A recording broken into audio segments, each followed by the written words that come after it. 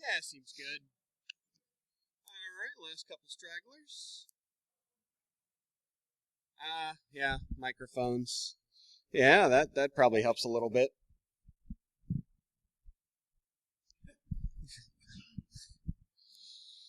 All right, well, we'll just deal with it. So, welcome everybody to BSidesCharm 2017.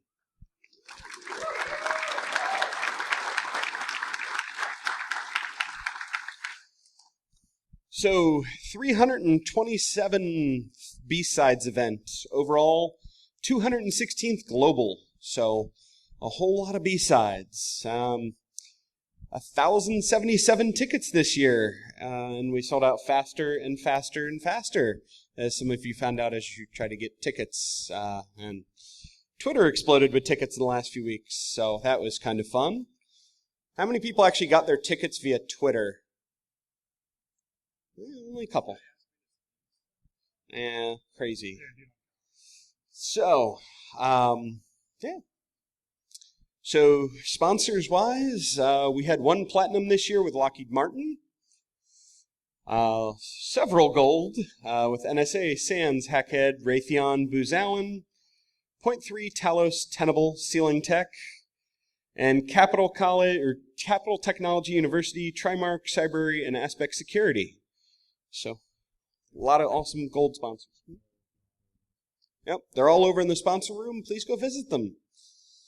For silver sponsors, Dragos, Carbon Black, fun times, Tapestry, Anchor Technologies. For silver sponsors, also Traces, Grimm, Howard County Economic Development Authority, Net Craftsman, G2, Ironvine Security, and Novetta. And then for bronze, Cobalt Strike, Dynaxis, and Symantec. We actually had a lot of other contributors who jumped in. ISC with coffee, and CDW with some lovely tablets, Point 3 with lanyards, No Starch hacker boxes, and Hack 5 with some lovely giveaways. Nobody likes giveaways though, right? And then our lovely charities this year that we're supporting: Unallocated Space, Digital Harbor Foundation, Hackers for Charity, and Security B-Sides Global. So later on when we have t-shirts available, you can choose where your donation goes with those lovely poker chips. HFC has a table as well as Unallocated and Digital Harbor. So please go visit them as well. They're also in the sponsor village. Badges. So some lovely electronic badges for our speakers, or rather keynote speakers and staff, and those of you who elected to do the electronic badge option. And then we have blue for our attendees, white for speakers, trainers, and charities, red for our staff, and then green is the sponsors. Please visit them. They have tokens for coffee, and later they will have drink tokens for the party. So you want to go talk to them if you want drinks. Some lovely notes, all the red badges and electronic staff badges, gray and red shirts. Please listen to them. They make this event easier. After the con, a link will be tweeted out if you're interested in helping as an organizer next year. Pictures and social media. Please ask everybody in the picture if they're cool with it. Some people don't like that. Be courteous. All the talks will be recorded and online. We have Iron Geek here helping us this year, so they'll be up a little faster because Iron Geek is awesome. Please use the hashtag. The Wi-Fi is available. This is the lovely password. Those are L's, not ones. That was fun because they got it wrong in the email when they read it and set it up, which was fun. So, fun mornings. The challenges over in the next room. We have the wireless CTF and Point 3, just the new name of their Escalate CTF. So a Jeopardy style instead of the round style they had last year. So hopefully a little more open for folks. Lockpick Village, and then the training rooms. No alcohol, smoking, vaping in the building. There's a patio outside for that. It's rather nice. Feedback forms. These links will be on the website. Using them may lead to prizes at closing. So, if you want the prizes, closing.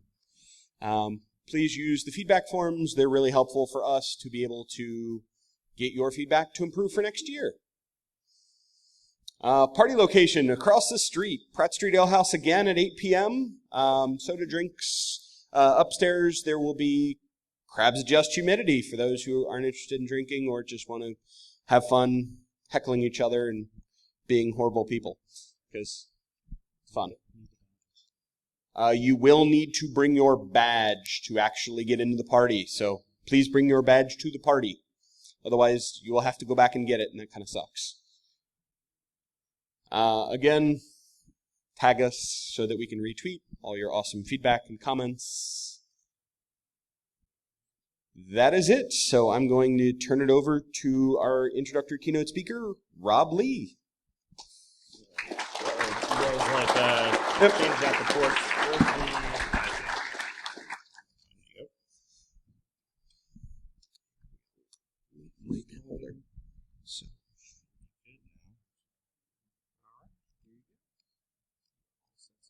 Thank you.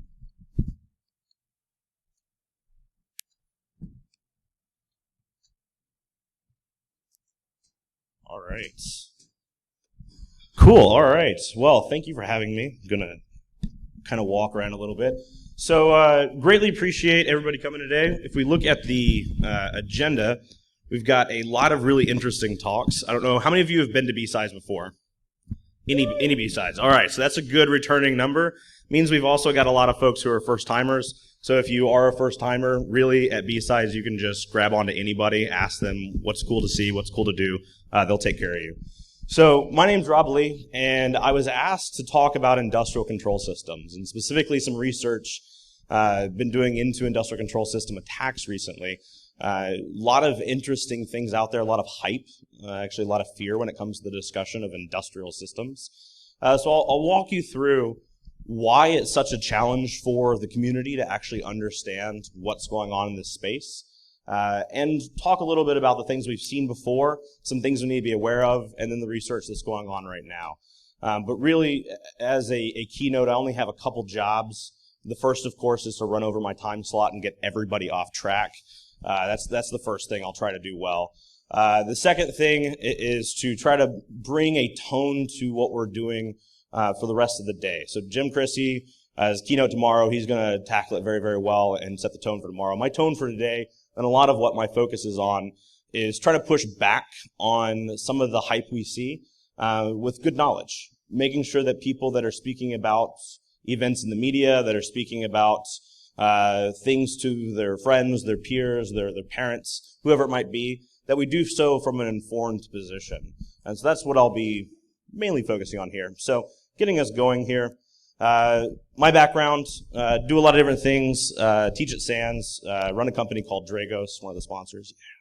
And my background, though, and the reason I'll highlight my background for the purpose of the talk, is I started out on the Air Force side of the house, but spent my entire career in the intelligence community. And while there working for one of the intelligence agencies that seems to be less popular these days, set up a mission looking at nation states breaking into industrial control systems. So the entire purpose of what we did was, can we find different targeted threats breaking into industrial sites, and what can we do about that from understanding and patterning out that activity to do better in the future for defense. And then, of course, I also write a little comic called Little Bobby every Sunday. Is anybody actually familiar with this? A couple of you? Yeah, awesome. This all started out really because I found in the military that it was really interesting to try to explain technical topics to leadership. And if I could break things down into little 3-pane comics, it was just way more entertaining to brief generals with that. So that's where it originated from, but I try to keep a little levity with going on. So here's our agenda today. I actually started out today walking through the wrong side of the conference, and I saw the audience, and I was like, wow, BSidesCharm, you finally solved the diversity challenge in InfoSec. Like, this is awesome. Unfortunately, it turns out the sorority is not part of what we're doing today. But I do like looking around and seeing the vast sort of different ages and diversity that we have. We should do better, though. It's a focus area for everybody. But here's what I'll talk about. Little bit more PC of topics. First of all, how are these things, these industrial control systems, these ICS attacks, how are these even done? There's a lot of misconceptions around what an attack is. A scan on your honeypot that you set up port 502 on to mimic Modbus is not an attack, and it is not a control system. So we've got to do a little bit better in the community. ICS cyber attacks, fact versus fiction. This is where I'll try to give you a historical perspective of what we've seen to date and what matters, and really a lot of the hype we've seen. And then lastly, I'll talk to you about this project Mimics that one of my folks, Ben Miller, has really been leading up on our team, looking at what we can try to return to the community in terms of some base metrics. Can we understand a little bit better around what are good metrics around things like ICS incidents around the community? And of course, little Bobby down here just saying, hey, Matt, we need more scalable cloud-based threat intelligence and analytics and automated big data endpoint security solutions. Matt says, you have no idea what you just said, do you? He's like, nope, but I read it out loud and I got invited to speak at a conference. I figured if I told 3 more people I'd be a security expert. Matt says, that sounds about right. So that's why I'm here. I end up saying the word cyber a lot and got invited to speak. So how are ICS attacks conducted? Well, this one seems to be interesting of late. We've seen all sorts of things going on, from shadow brokers to everything else. So little Bobby down at the bottom calling up what looks maybe like Microsoft, depending on if they want to sue me or not, then it's not. But little Bobby calling up saying, why don't you do more to protect me from nation-state espionage? And the lady kindly replies, well, we want to, but while espionage gets a lot of media attention, it impacts less than 0.1% of our customers. And little Bobby says, so you're saying I'm special? In general, what I like to highlight here before getting into how ICS attacks are conducted is there are a couple who've gotten most of the attention in the community. There are the big ones that, like, I can't get through an ICS presentation without saying the word Stuxnet somewhere, and these things have controlled a lot of the narrative. But as I get through later in the presentation and pull out what's actually affecting the community, you'll see that you're far more likely to be impacted by some virus on a USB from the early 2000s than you are from nation-state espionage. It's cool and it's exciting and it's interesting sounding, but not necessarily what's actually impacting the community.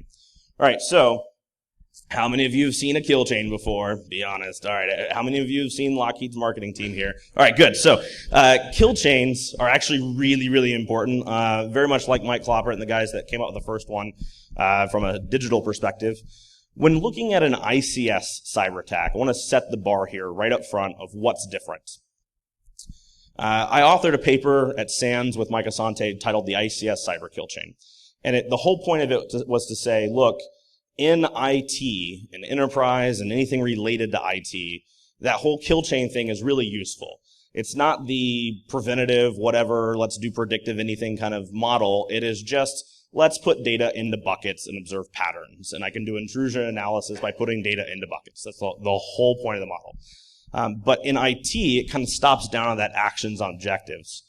One of the things I would note for industrial control systems is that's when things get interesting. And in an industrial control system context, all of that stuff up front is just the first phase of an ICS attack. The next phase is after they get all of the information that might be useful, this is where we see them have an opportunity to pivot to stage 2.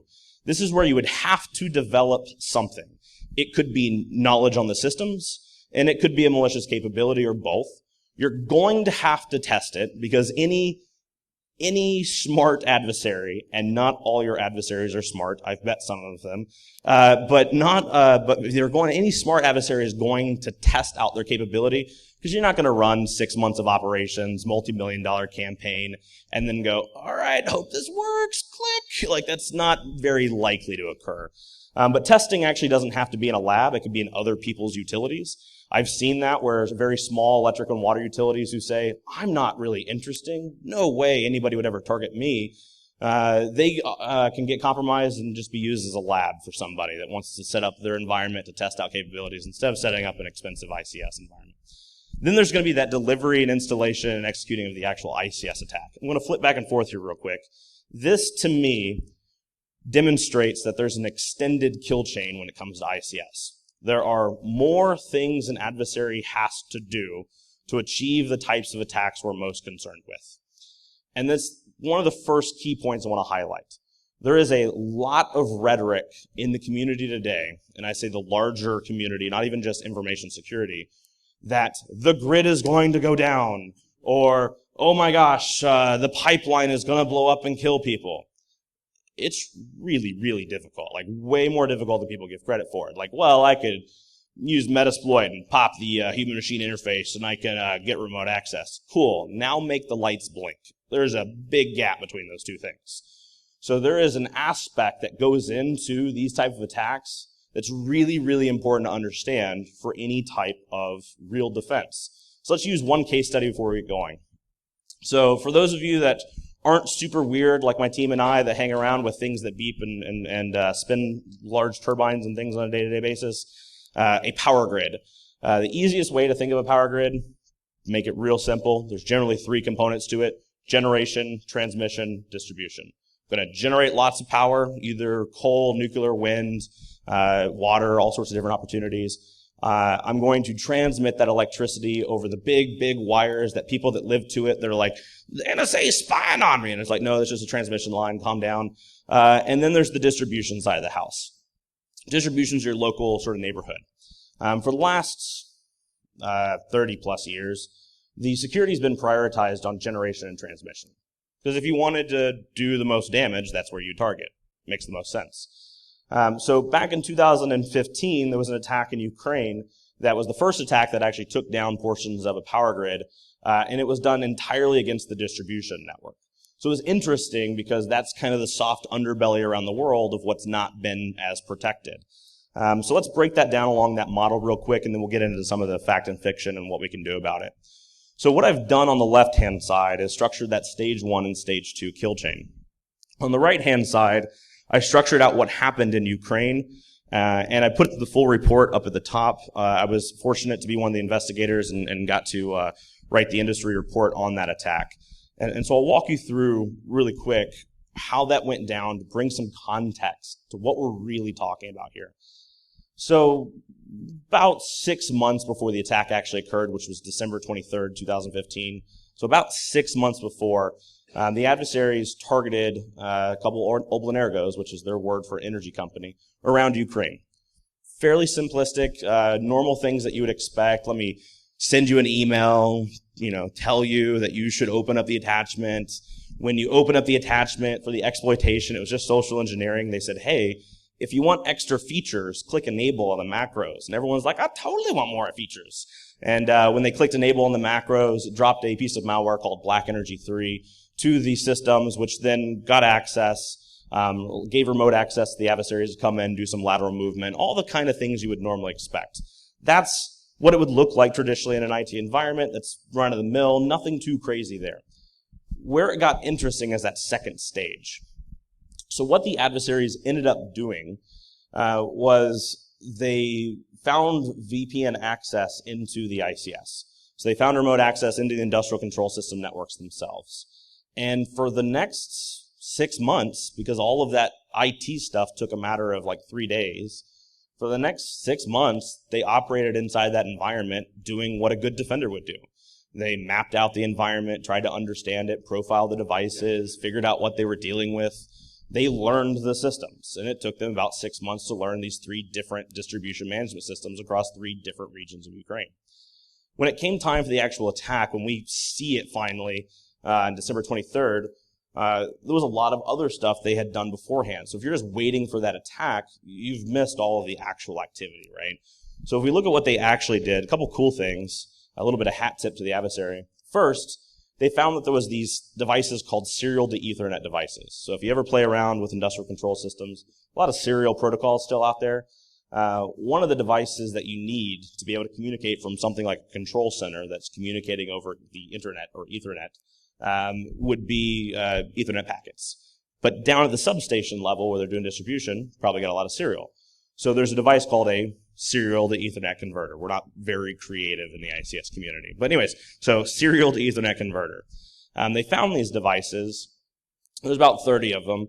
And if you've ever done a firmware update to a control system, you just fail sometimes. It happens. It's not a big deal. Just reset the system and stores it in memory, flush it out. Not a big deal. So if you ever try to upload, you're going to fail sometimes.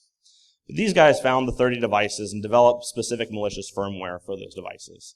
The reason I feel pretty confident in saying it's specific malicious firmware is because, and the reason I'm confident that they tested is because when it came time for the attack, they had a 100% success ratio of bricking all the devices in exactly the same controlled manner. That's pretty good. Remotely, right? That's pretty good too. So anyways, developed out, tested. They also had to develop knowledge on the distribution management systems themselves. Because when the real portion of the attack, all they did was remote desktop out the human-machine interface, the little graphical thing that shows you how to open breakers and close circuits and things like that. They just remote desktoped it out and used the systems against themselves. So they used the natural ICS systems to actually disconnect the environment. They also modified the UPS.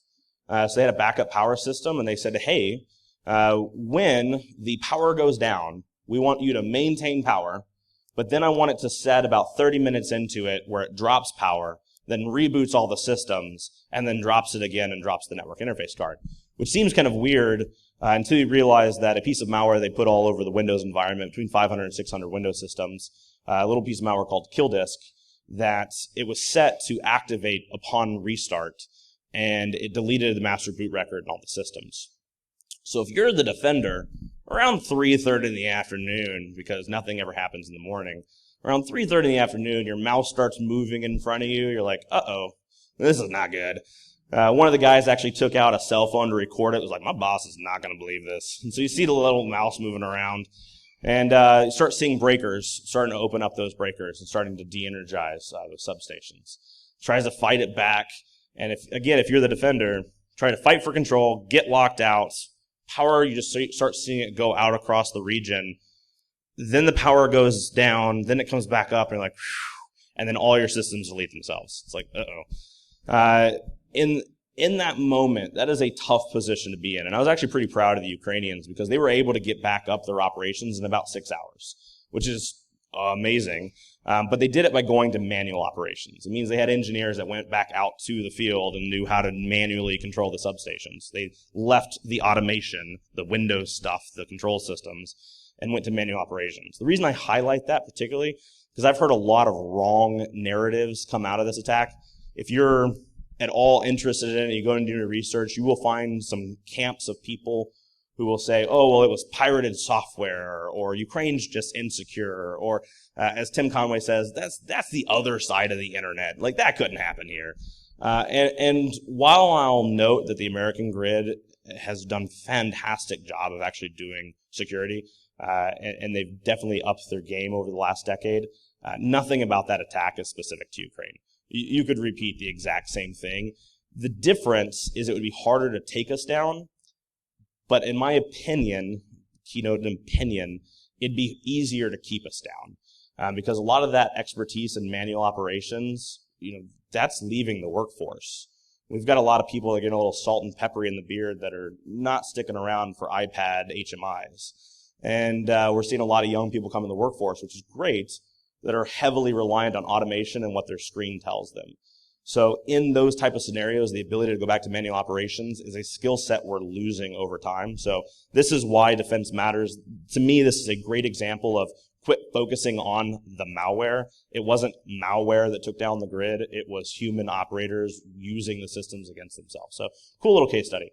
Let's get into the fact and fiction and some of the research that we're doing. So little Bobby here talking to the CSO. The CSO says, I need you to ensure no attacks occur. And little Bobby says, well, what's our budget? He goes, oh, no. We had to cut all that budget stuff out. Little Bobby says, well, I can assure you we will never see any attacks. And to me, that is one of the interesting things about the ICS community. I continually hear, hey, if it was so, important for threats to be able to compromise the grid, why don't we see more outages? Well, sometimes things happen that we just blame on stupid activity that might be cyber-related, but also there's a geopolitical context to doing those type of attacks, and it's not really in the best interest of some states to be able to do that all the time. That being said, there's a huge lack of research in this community, which drives a lot of the lack of visibility into the threats. So let's look at what that does to the community. When there's a huge interest by a populace, so a lot of people are interested in ICS, maybe not you all. I see a couple glazed over looks. We'll see. We'll get there. Don't worry. We'll get there. All right. So there's a lot of interest and not a lot being reported, which leaves this chasm. This chasm is naturally filled by hype. People just make up stuff. Happens all the time. Like, I'm an ICS expert, and there are 30,000 attacks around the industry. Look in the background, they're like the chief marketing officer for some startup, and you're like, okay. So you gotta be very careful in the community. One of the first cases we saw where this occurred was 2011 at the Illinois Water Utility. So those of you in the ICS community, I see like Jim and a couple of people like smiling. This was a fun one.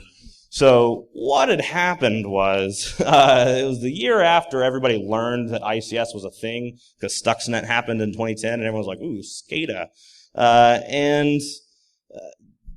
People were really, really interested, and the Illinois State Fusion Center was like, let's watch for attacks, because that's what they should do. And what ended up happening is a pump failed, like a water pump out at like a little small station, failed. And by EPA regulations, by state regulations, they had to report up that failure. So they said, hey, we had a pump, it failed. And the State Fusion Center, the people getting involved were like, I bet it's a cyber attack! And there's a lot of reasons pumps fail. Cyber attack is not really likely. Anyways, they're freaking out. And they go and they drive out and they're like, show us your logs. And they actually had logs, which I think is pretty awesome anyways. But they had logs and they were like, look! And the State Fusion Center people and some of the folks that got involved looked at the logs and they saw that there was a Russian IP address 3 months before the attack. Which you would think like maybe that's just not the right time correlation, but it's okay. Anyways, 3 months before the attack, Russian IP address, logged in with credentials that he obviously stole and accessed the pump, and 3 months later it failed. That's a correlation causation fallacy, but either way, they're all freaking out. They ended up leaking it to the Washington Post and a couple others because, that's why we can't have nice things. And so, leaked it out to the media, and the media is going wild, and Bloomberg publishes an article, Russian cyber attack, or maybe it's the Iranians pretending to be Russia, then they're attacking because they're pissed off about Stuxnet, and this is just war. And it's like, whoa, calm down, guys. The guy who did it, the guy who actually remoted in, he was just on vacation in St. Petersburg a couple months before. And so he logged in because they asked him to. And he learned about it in Bloomberg online. Like, if anybody would have just asked him, he would have been like, yeah, that's totally me. And turns out there was just a lot of buildup and residue on the pump, and that's why it's failed. If you looked at it and saw the old buildup, and it was like 20 years old, you're like, that pump's going to fail. So little bit of hype. The Chattanooga APT. So this was fun. So this is Stephen Hilt.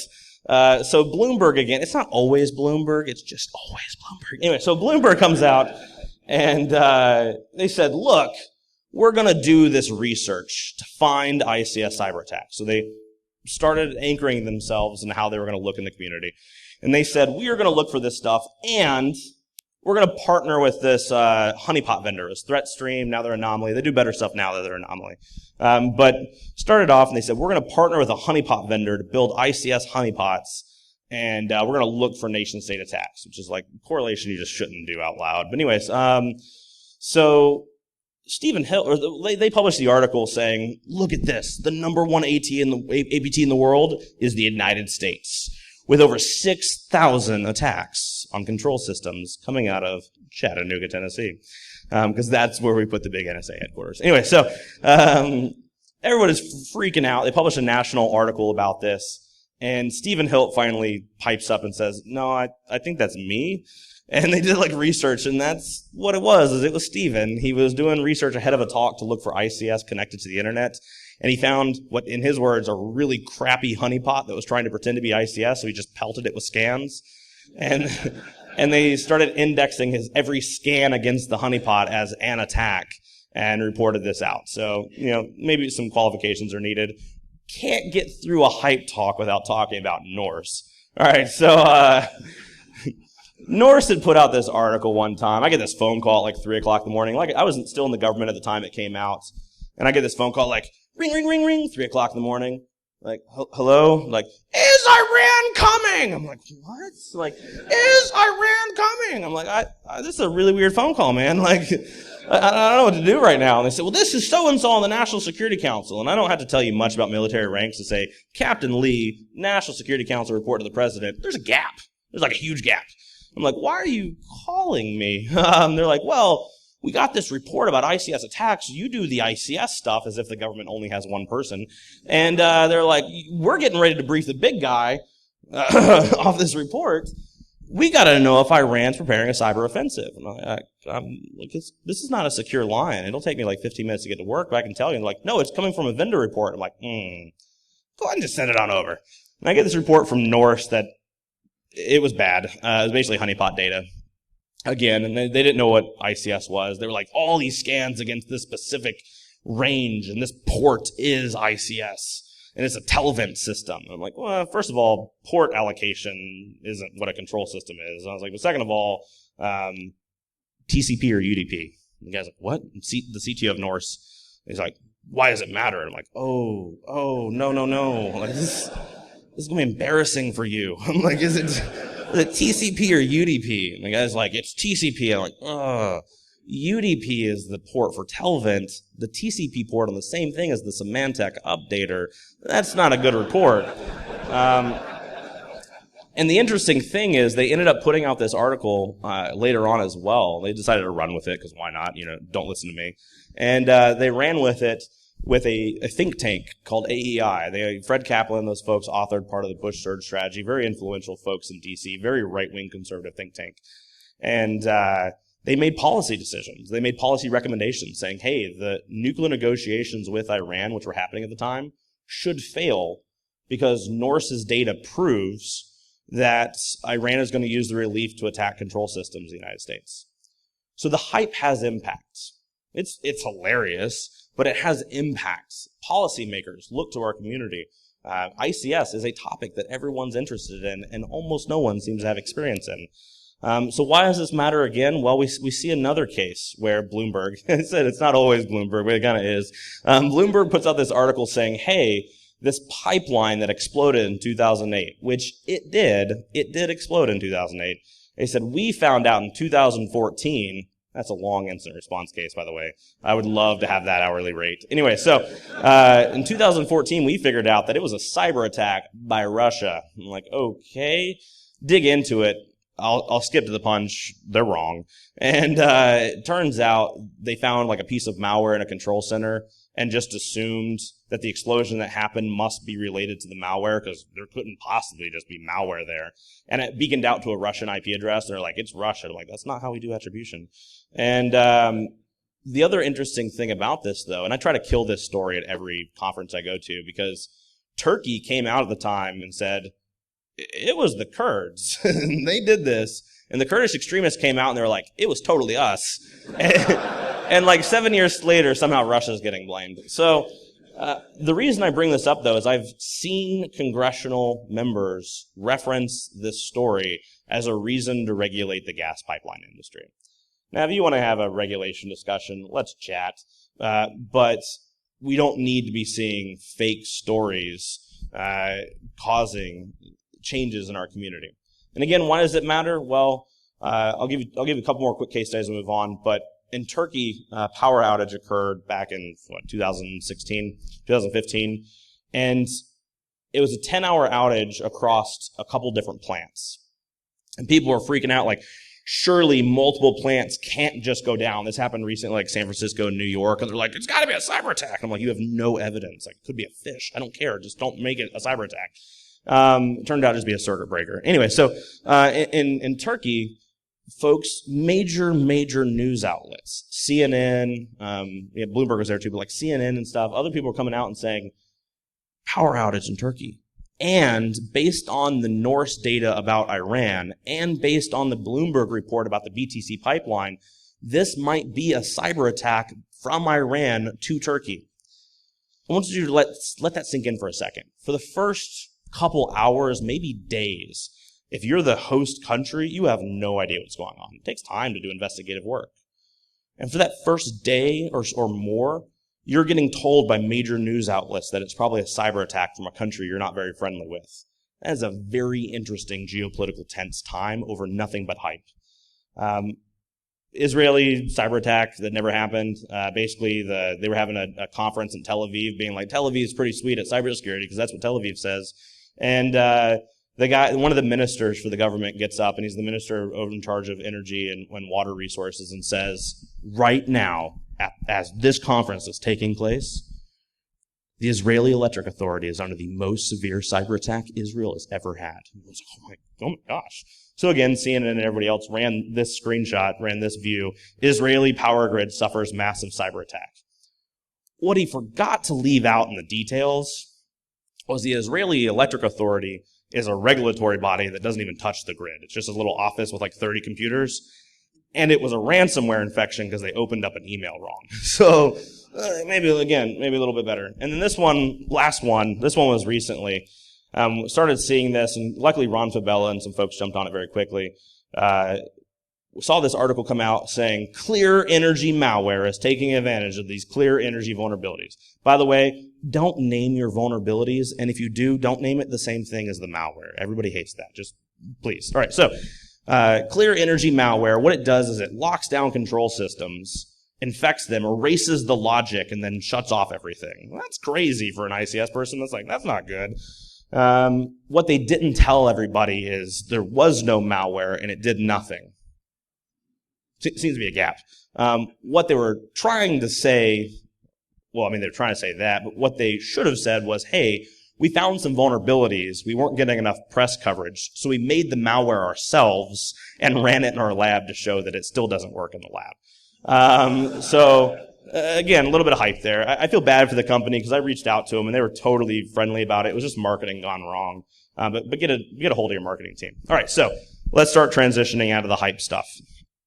Here's an abbreviated history of some ICS threats. First of all, insiders, people with actual knowledge, they've done some stuff before, right? The Marushi water case, if you're interested, go look it up. Basically reversing the flow of sewage by a disgruntled employee. Not awesome. Lots of stuff can go on, but if I asked any general audience and I said, point out the one that's been most impactful to the community, everyone would be like, Stuxnet, or, start whispering to each other and rocking back and forth, Stuxnet, and, or talking about any given other one, like, well, Dragonfly was far-reaching, or Sandworm, they took down the Ukraine grid. The number one impact to the community has probably been like Conficker, like incidental malware infections. I love to explore nation-state stuff because it's awesome to ruin bad people's day. It just is fun. You spent 2 years developing this, and I'm just going to write a snort rule for it? That's awesome. Like, this fun. But what is the actual impact in the community? It's the incidental stuff. It's the operators who are bringing in USBs. It's the laptops that are still dirty. It's the vendor connections with direct VPN access that get infected. People are like, why don't you just patch your system? It's not that easy. Don't start there. Or I always get this stuff like, ICS is totally insecure. They have default passwords. And it's like, yeah, but what's more likely? The operator forgets his password and accidentally kills somebody, or Russia gets down into the control system network and goes, damn, a password. It's a risk perspective. But that's where the mimics research, that's the stuff that I'll talk about for the last half of the presentation. Basically, we wanted to figure out what are real metrics around this? What are we really seeing in the community that's not getting reported? And the big question is why. So let me give you an example of why. So you already heard the hype piece, but what about the real numbers? So whether you like the metrics or not, and there's a good debate to be had, the most authoritative metrics previously that have been put out were from the Department of Homeland Security's ICS CERT. So the ICS CERT, they do a lot of cool things in the community. They're very, very proactive, good folks. But every year they put out their metrics of the incidents they're seeing.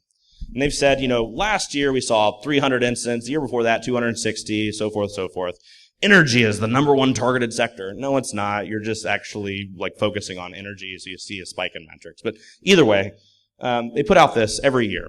And it's a little bit hard to see on the screen, but every single year, the number one attack vector, like how do these things occur? The number one attack vector every single year in those metrics is unknown. They have no clue. Number two, which makes up the big green splot, is spear phishing. And everyone's like, yeah, that totally makes sense. No, it doesn't. We don't have email in SCADA environments. So what it's saying, what the metrics actually say is, when we see something, it's because IT caught it going through the business networks. Otherwise, we have no clue what's going on. And that is a problem, because without that visibility, without understanding how the attacks are taking place, understanding how the incidents are taking place, you leave that chasm for the hype we just talked about, but you also just copy and paste IT security solutions and IT security best practices into the ICS, because that's what you know, and it's not necessarily the stuff that actually fixes what's going on. So these metrics are what really started this idea of let's do some research here. And I know every time I present these numbers, I always get at least one person to go, well, Dell SecureWorks said this, or FireEye said this, or these big vendors that are trustworthy said this. I like those vendors too, but let me draw a big disparity. When your AV company puts out, or your endpoint security solution, whatever we're calling these, AI, it's not a thing, but whatever. Anyway, so when people put out and they say, here's what we're seeing, and here's the intrusion analysis, and here's our big threat intelligence report. Good threat intelligence reports are all based off intrusion analysis. You see the attack taking place, you pattern it out, and you have observables. That has existed in IT because we've had those vendors that have endpoint security solutions and IDSs and firewalls and AV and whatever else, and it reports back, and it says, here's what we're seeing. And then analysts can use that data.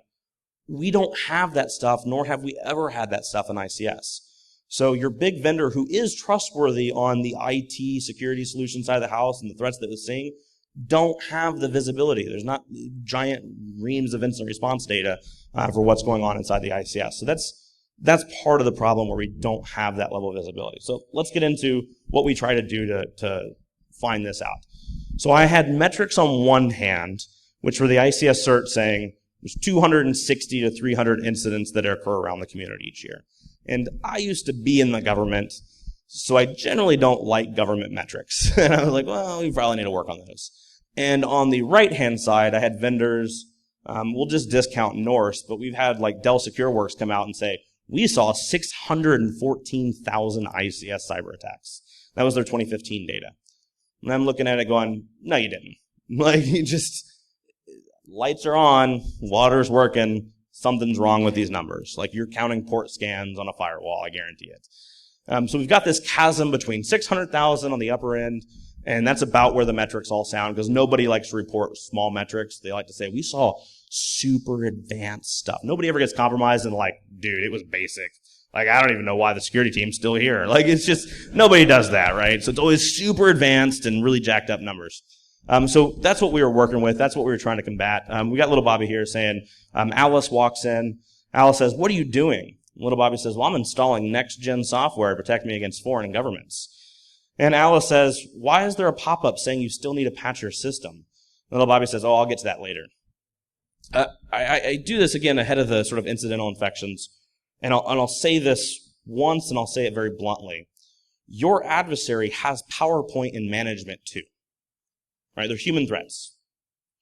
No adversary, like I'm allowed to say that I was on offense, not like pen testing red team stuff. I was on offense in the government after I did intel and defense, and at no point in my day did I think to myself, how do I develop malware or do this campaign in a way that's really going to impress the defender? Like, that's not my consideration. Like, it was not to show up in the Kaspersky report and look good. Like, that was not a consideration on operations, right? It's get on with your day. You've got a lot of other things to do. So basic works. And if you're smart, you stick to the basics. Because if somebody gets compromised with a basic piece of malware, they don't call the big instant response firms and they look the other way. And if you're an adversary, that's good.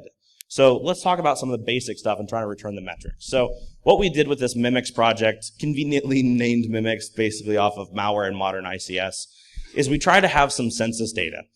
Because I talk about the hype a lot and trying to combat the hype, but I want you to have real numbers. So people ask you questions. You have fact-driven numbers that you can talk about. We looked only in VirusTotal and only in public databases, because everybody uses VirusTotal as basically their free, sandbox, which is bad. Please stop it. Unless you're in ICS, keep doing it because I like watching. But I'm kidding. Don't do that. But anyway, so use the virus total data, and your first question is probably, well, how many ICS locations are actually using virus total? A lot. And even if you don't think you are, at the end of the presentation, I'll show you some of the biggest offenders. The biggest offenders are your AV companies and your outsourced IT security teams. To be an AV company in that virus total list, you have to submit tons of malware back. So they sanitize your data and then submit it. And the IT security companies that are outsourced, a lot of the smaller ones I've seen, just do a bulk API submit off every file they find to virus total, which means they're exfiltrating your data for you. So go back and look at your service level agreements to make sure this isn't going on. Anyway, so that's what we worked with. And like all good hunting, we started with a hypothesis. We said, what do we want to do? So we said, we specifically for hypothesis 1 want to find non-targeted intrusions, just incidental malware infections in industrial control system locations. Not honeypots, not enterprise networks of an energy company, specifically in industrial control systems themselves. To do that, we developed Yara rules. There's some classes and stuff going on for Yara as well this week, or this 2 days. Yara ends up being a great tool, basically just pattern matching, kind of like grep on steroids. But we looked and developed Yara rules specifically for the right ICS file paths, software versions, taking some of that knowledge of what ICS equipment is and when it's actually installed in the right file path and not by a researcher, and looked in those locations across the data, and then mined out what we could find. We ended up looking at 15,000 samples over 3 months. So we found 15,000 legitimately infected ICS software. So already installed in the location, already running properly, already properly set up in the different environments. 15,000 infections over 3 months. But that's not a fair metric, and it needs refined. Because, first of all, we can have duplicates. If a virus gets in an environment, infects it, and you submit it, you might have 100 submissions for one infected site. So we then started going down the list and looking and grouping them into different industries and the different vendors around those different industries and looking at different locations and trying to deduplicate the data. On a conservative estimate, we found 3,000 unique sites across the 3 months that we did the analysis. So we extend that out to say in any given year, there are likely 3,000 to 4,000, so we're very, very conservative on the numbers, likely in any given year, 3,000 to 4,000 industrial control system sites that are getting infected just with incidental malware. So there's stuff going on. It's not as low as the 200 numbers, but it's also not the 600,000 numbers. So a nice base census metrics to work on.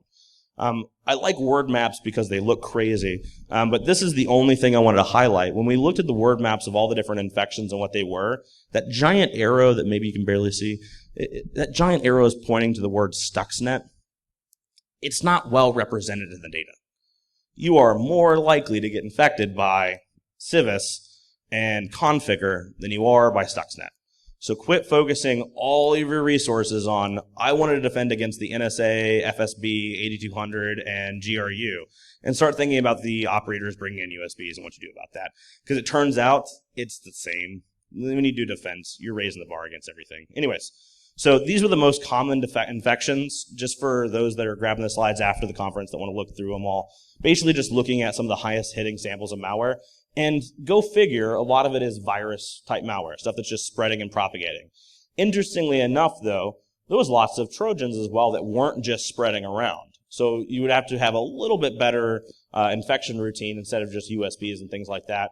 We ended up finding some things like Trojanized versions of ICS installers that were being targeted against environments. We'll talk about it a little bit later. So base metrics for everybody to use going forward, 3,000 to 4,000 in any given year, incidental infections, not non-targeted. So what about some of the targeted stuff? Can we try to figure out if there's any ICS-themed stuff that shows that the adversaries are maybe investing some time in this and are specifically targeting but not using crazy-level malware? So we looked and said, you know what? There's very little known about this. If you look into the ICS community today and you look for ICS-themed malware infections, they don't get a lot of press, right? It's not like the big threat intelligence report coming out. So there's really only 3 that you can find that are referenced at all. Operation Electric Powder was an Israeli company that put it out. Really good work by them, looking at some specific targeting of an energy company. Didn't affect the ICS, didn't get to the ICS, but an adversary who was very, very much targeting this energy company in Israel. We saw ransomware masked as a Rockwell update. So that was interesting, but it was just the zip file was named that. It wasn't anything crazy. And then we had Irongate from the FireEye crew, which was a cool discovery, but it was a proof of concept. It looked like maybe a researcher made it. They submitted it themselves to VirusTotal. It was never in the wild, never infected anybody. So to date, before the project, we haven't seen ICS-themed malware that was actually infecting ICS sites. Oh, that's a problem. Can we return some of those metrics to the community? So we looked for theming around ICS. Like if we were an adversary and we were going to target an ICS, how would we do it, and how would we do that theming? One of the first ones we found was back from 2011 that no one had reported on. And it specifically relates to the Nuclear Materials Management and Safety organization. So if you're in the government and you deal with nuclear equipment, you deal with nuclear power generation stations, NMMS is a group that you're very familiar with. And we saw back in 2011 that a phishing campaign went out against select nuclear sites, themed specifically for them, didn't end up impacting that we could see anywhere else. And it was just a regular Trojan, nothing crazy. Again, it's not ICS-tailored malware, it's just ICS-themed malware. But by all accounts, showing a level of understanding the community and targeting. The next one we found, we ended up finding about 13. So there's about 13 out there that we found that were specifically theming towards ICS and targeting them. The one that we found that was pretty interesting, though, is the Siemens themed installer. I want to be very clear, this has nothing to do with the Siemens folks. Like, is Siemens systems insecure? It has nothing to do with this, right? This is just theming. Like, I can theme it for anything. But the adversaries decided to theme it for Siemens themed installers, specifically for the applications that work on the control systems and interact with the control systems themselves. Because if you want to bypass all the defenses, why not just Trojanize legitimate software that they're going to install anyways? And what was interesting about this to me is we found 10 different binaries, 10 different samples, and they were in different locations, starting back from 2013 to 2017. Right? We stopped the research in March, and we found a sample still in March. So for 4 years, an adversary has been theming their malware specifically for Siemens installers and hitting different locations around the world. So basic stuff, it's nothing crazy. It's just execute on the environment, reach out to the internet, grab the right payload, and be able to execute and run on the system. Does it take down the power grid? No, it just gives you remote access, right? It's a remote access tool for adversaries. So all that stage 1 kill chain stuff, nothing stage 2, oh my God, the power grid's coming down, none of that. Where in the world were we seeing it? Based on the uploads and based on the environments that are getting infected, we saw the majority of which, 6 of them were in the United States. We saw 1 in a European country, and we saw 2 in China. The interesting thing about this as well is it might just be a selection bias off collection, because how many Chinese-based companies are using VirusTotal? Probably not as many as American-based companies. So there's a selection bias in there. But I just want to note again, moving from hype down to we can have base metrics back to actually seeing that targeting is going on. So do we need to be taking care and watching and researching and thinking about ICS security? Yes, the adversaries are interested. Is it because the power grid is going to go down at any moment? No. There's the whole sliding scale in there of just responsibility around this. As I close it out, we'll look at the user behavior and poor operational security. We have some good talks coming up about virtualization. We have good talks about OPSEC later today. Some good stuff with OSINT and Micah. We've got some great stuff that'll help you with this next section. And this is why I wanted to end it as I looked at the different talks today. I feel that this aligned very closely with a lot of the talks that are going on. So our third and final hypothesis was, why is this data getting up there, right? Like, how is this happening? And our hypothesis was that non-ICS security trained teams were just submitting all this stuff that they didn't understand. And it turns out that was what it was. Also, your antivirus is not really good at picking up what legitimate and bad ICS stuff looks like. There is a lot of false positives. So we found that completely legitimate ICS software was routinely, very, very routinely getting popped as malicious software by AV. It's another reason a lot of people don't install AV all over the ICS, because AV companies haven't shown that they understand what ICS stuff is, and they just destroy all of our equipment. So it's one of the reasons. Anyways, so from nothing but the public data sets of the legitimate stuff, not malicious now, we saw over 120 different project files in those three months. So people that were submitting the actual logic that goes onto the control systems with their internal, very sensitive data directly onto these public databases. We saw stuff that definitely shouldn't be going up there that was getting flagged by antivirus. So this document got flagged as antivirus as being malicious, and so it got submitted. I don't know why it didn't get sanitized correctly.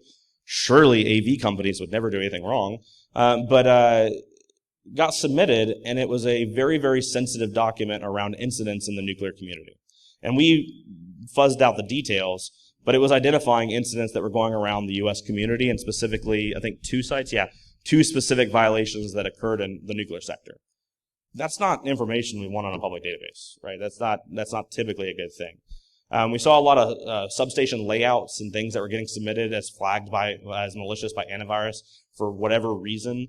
And it was like, here's exactly what our network looks like, or here's exactly how our systems are set up, or here's all the internal IP ranges that we use to manage these systems with all these passwords. And it's like, oh my gosh, don't put that up there. We saw a bunch of installers. If you were an adversary wanting to transition to that stage 2 of the kill chain, you would need to test, right? I told you, like one substation in Maryland, Baltimore region, completely different than the BG&E substations that are just down the road. All these things are set up differently. Even if they have same vendors, the physical process and engineering is different. So you'd want to be able to set up a test lab. We found all the different, very, very expensive installers and key generators for all the major vendors. So you can just download their software with the key generator and have your own environment. How expensive is some of this? As an example, I wanted to do some research into GE Simplicity equipment one time. And I asked, because Dragonfly was targeting GE Simplicity, this threat group, but I said, hey, GE, I'm a researcher. I promise I'll behave. Can you just give me a copy of Simplicity? And they're like, oh, we have a student discount. And I'm like, awesome. I want that. How much is it? And it was more expensive than my house. And so I was like, no, I don't think you and I have the same definition of students. Never mind. But now I can just go download it for free with the key generator. So we don't want our adversaries to have access to this stuff. We had one utility that was indexing their entire public website since 2012 and indexed 130 different file directories and paths on VirusTotal for the last 5 years. So that's good. Again, what I would note for some practices here, number one, use VT as a data source. If you're a researcher in this community, you're trying to do some fun stuff, I get you excited about ICS, you're like, I want to do some ICS stuff. VirusTotal is a great place to start. Also, I have a blog, robertemlee.org. There's a blog 4 down that's just a whole resource section of, so you want to get started in ICS. And it's like, here's all the YouTube videos, here's packet captures, here's everything you can get going on. We need more people in this community.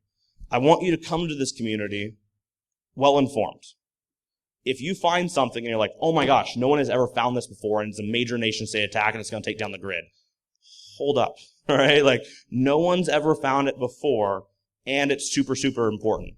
Maybe let's put some thought process into it, right? I don't want people going out talking to media about their latest discovery to find that it's a honeypot. It's Stephen Hilt up in your honeypots. So use VT as a data source. Grab some installers and things off there if you want. Grab some test environments to go up on. I don't know if that violates a dozen terms of service, but technically you're not clicking through the terms of service, so I think you're okay. I'm not a lawyer. And don't submit your stuff to it, because again, what we found was it's all the outsourced teams, it's all the AV vendors. Not all of them are bad, by the way. I have a lot of love and respect for a lot of AV teams. You look at a lot of threat research, it's those guys that are doing some awesome stuff. That being said, though, it's just not made for ICS. So be very careful there. So some key takeaways as I end out what we're doing here. First of all, industrial cyber attacks, they're worth understanding. It's understandable that a lot of people are interested in them.